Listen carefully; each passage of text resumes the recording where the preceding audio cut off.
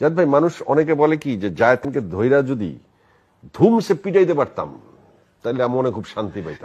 আপনার ব্যাপারে শুনছি বিদেশে গেলে বলে এই বেহাটা পিটাইতে পারেন, আমি তো পিটাইতে পারবো না, চ্যানেলের ভিতরে থাকে, মারার সুযোগ নেই। সিনেমা নয়, বরং নানা রকম উদ্ভট মন্তব্য ও কর্মকাণ্ডের জন্য সবসময় আলোচনায় থাকেন চিত্রনায়ক জায়েদ খান।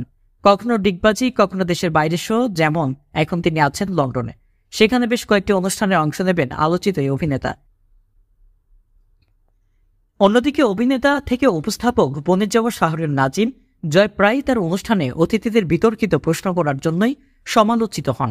এছাড়া কদিন আগে চিত্রনায়িকা মিষ্টি জান্নাতও অভিযোগের তীর ছড়ে জয়ের। এবার সামাজিক যোগাযোগ মাধ্যমে নতুন করে আলোচনায় এলেন জয় এবং জায়েদ খান। সামাজিক যোগাযোগ মাধ্যমে ছড়িয়ে পড়া একটি ভিডিও ক্লিপে দেখা যায় শাহরিয়ার নাজিম জয়ের উপস্থাপনায় একটি অনুষ্ঠানে গিয়েছিলেন জায়েদ খান।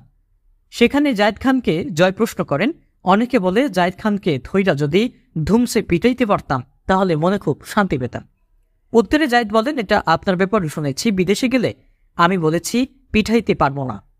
এ সময় খানিক বিব্রত হন জয়, তবে বিষয়টি নিশ্চিত হওয়ার জন্য জয় জানতে চান এরকম শুনেছেন। জায়েদ বলেন, অনেক। আবার আমার সেম কেস, আমারে যারা গালি দেয় তারা আপনারও গালি দেয়, আমাকে ফোন করে বলে যে এই বেহায়া লোকের শো, তো যাওয়া যাবে না। আমি বলেছি ভাই আমিও আরেক বেহায়া, আমরা দুজনই বেহায়া।